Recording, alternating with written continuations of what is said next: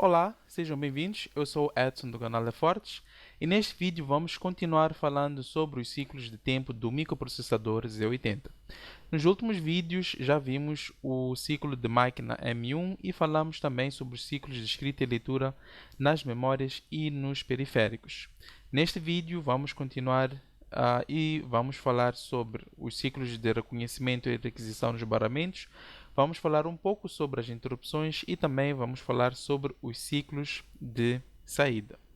Então, iniciando com o ciclo de reconhecimento ou requisição do barramento, nós já sabemos do funcionamento do Z80, quando falamos sobre os pinos, que existe lá alguns sinais que fazem o reconhecimento e a requisição do barramento.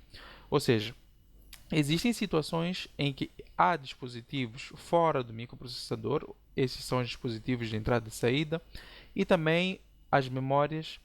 Existem situações em que elas pretendem utilizar o barramento, pode ser o barramento de dados, por exemplo, para colocar lá algum dado para ser escrito ou lido em algum local. Então, essa situação gera um pedido de reconhecimento ahm, e uma requisição do barramento, ou seja, primeiro colocamos uma requisição e depois é feito o reconhecimento caso o microprocessador aceite a determinada requisição. Então, este ciclo que estamos a ver aqui em forma do seu diagrama temporal mostra exatamente como é que isso é feito. Primeiro, temos o nosso sinal de clock a mostrar os ciclos de tempo e de seguida temos o sinal de requisição de barramento ou bus request, onde quando acontece, ou seja, quando ele é ativo, claramente que já sabemos porque que ele é ativo em zero, quando ele é ativo, ele é amostrado no próximo impulso do clock, do microprocessador neste caso, e este reconhece caso termine as suas operações internas, reconhece respondendo com o sinal de bus acknowledge, ou seja, reconhecimento do sinal do bus request.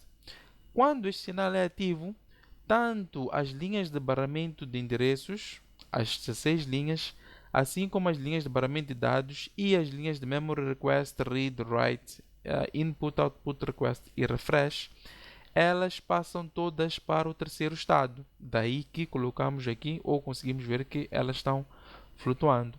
Isto é para evitar que qualquer dado que está no barramento possa afetar, ou melhor, qualquer dado que está neste momento nas linhas do microprocessador Z80 possa afetar o dado que vai ser colocado no determinado barramento, seja ele barramento de dados ou barramento de endereços, e dessa forma evitar o conflito de dados nos barramentos determinados.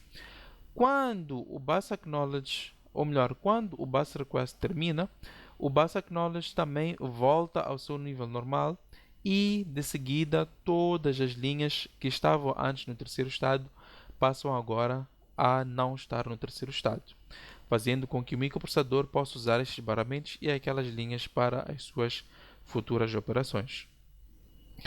Continuando com os ciclos de tempo, temos de seguida o ciclo de requisição e reconhecimento de interrupção. Nós já falamos que interrupções são processos que acontecem fora do microprocessador Z80, ou seja, quando os dispositivos pretendem requisitar alguma operação especial do microprocessador.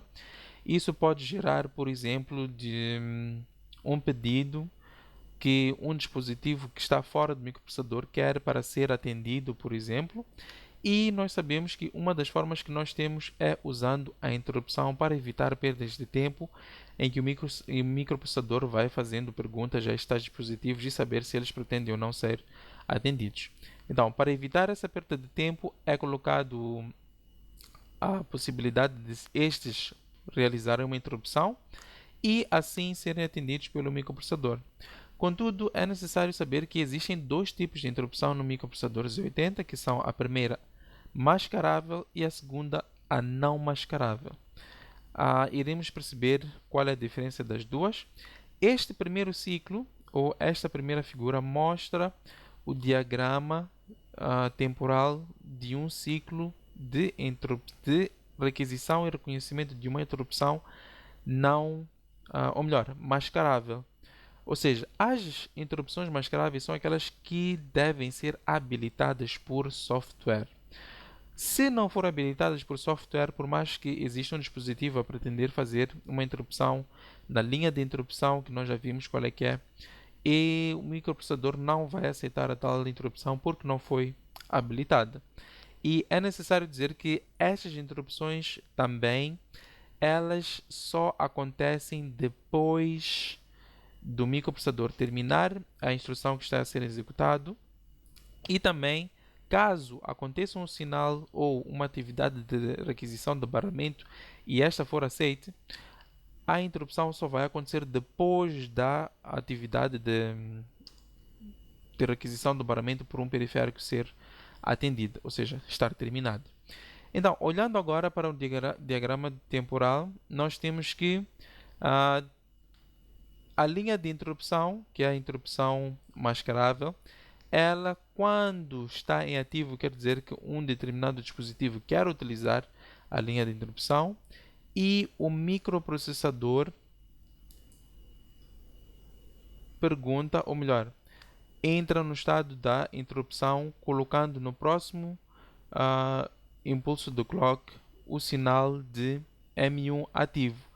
Ou seja, logo a seguir a esta requisição, terminamos o último ciclo de tempo da instrução que está sendo executada e o microprocessador entra novamente em um ciclo de busca, ou seja, um ciclo de busca de instrução ou ciclo M1.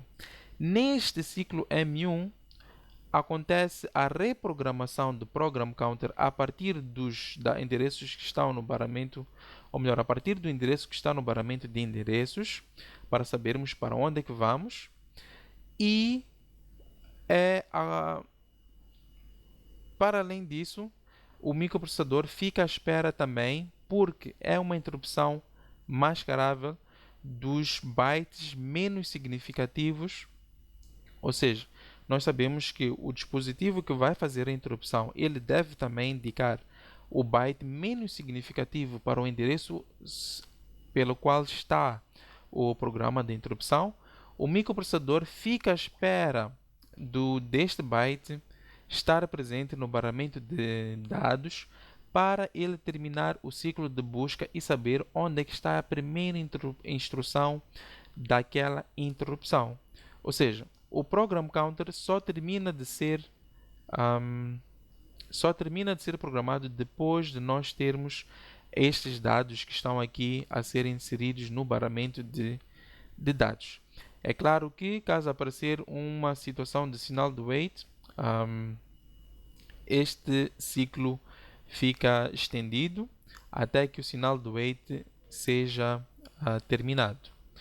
Quando já tem toda a informação necessária para fazer o novo desvio, o microprocessador termina o ciclo M1, faz o refresh e continua a execução das instruções seguintes. O próximo ciclo de tempo que nós temos a apresentar é o ciclo de uma interrupção não mascarável. Diferente das interrupções mascaráveis, estas já não precisam de ser habilitadas por software. Ou seja, elas por si só têm uma prioridade acima ou mais elevada que as interrupções mascaráveis. Ou seja, quando acontece uma interrupção, aqui houve uma falha na linha da interrupção, devia estar aqui presente um sinal de nível lógico baixo. Quando acontece uma requisição desta linha de interrupção não mascarável, o microprocessador já sabe para onde é que ele vai. É por isso que as interrupções não mascaráveis levam à reprogramação do Program Counter para o endereço 0066. Ou seja, é a partir deste endereço que é colocado o programa pelo qual deve responder à interrupção. Então, o microprocessador reprograma o Program Counter claramente quando está no ciclo M1, que é o ciclo de busca da instrução, a primeira instrução na interrupção, faz a requisição de memória e o read daquela memória para ler ou ir fazer a busca do primeiro opcode da interrupção que se pretende executar. Basicamente, conseguimos ver que esta parte é semelhante a um ciclo de máquina normal. Contudo, a diferença é que aqui o barramento de dados já não é utilizado porque não é necessário saber qual é o byte menos significativo do endereço da interrupção. Por quê? Porque as interrupções não mascaráveis, elas já levam o microprocessador para o endereço de memória 0066, onde inicia a interrupção neste caso. Por fim, temos o último ciclo, que é o ciclo de saída. Este ciclo é utilizado para interromper a execução do programa do microprocessador e deixá-lo em um estado de espera. Espera de quê? Quando acontece um sinal de halt, proveniente de uma instrução de halt, iremos ver mais à frente quando é que isso vai ser útil, o microprocessador entra em um estado de espera, onde ele fica à espera da execução de uma interrupção ou um sinal de leitura. Ou seja, o microprocessador entra em um estado em que só vai fazer ou vai executar instruções de no operation até que aconteça a execução ou a requisição de uma interrupção. Caso não acontecer, o microprocessador fica eternamente naquele estado de espera porque o programa terminou. Então, terminamos assim, desta forma, os ciclos de tempo de microprocessadores Z80. Dizer que existem outros ciclos, mas não menos importantes, só que nós não trouxemos aqui. Escolhemos estes ciclos para perceber exatamente como é que o microprocessador funciona quando está a trabalhar internamente. Nos próximos vídeos vamos começar a entrar em alguns aspectos relacionados à programação em Assembler e basicamente iremos começar a programar realizando códigos simples e depois possivelmente um bocadinho mais complexos. Se estiveres a gostar e se estiveres connosco até aqui neste vídeo, não te esqueças de deixar o teu like, compartilhar os nossos vídeos para podermos chegar a mais pessoas interessadas neste assunto e também inscreva-te no canal para poder estar a par de todas as atualizações e dar-nos mais moral para podermos criar mais conteúdos como este. Muito obrigado pela vossa atenção e até o próximo vídeo.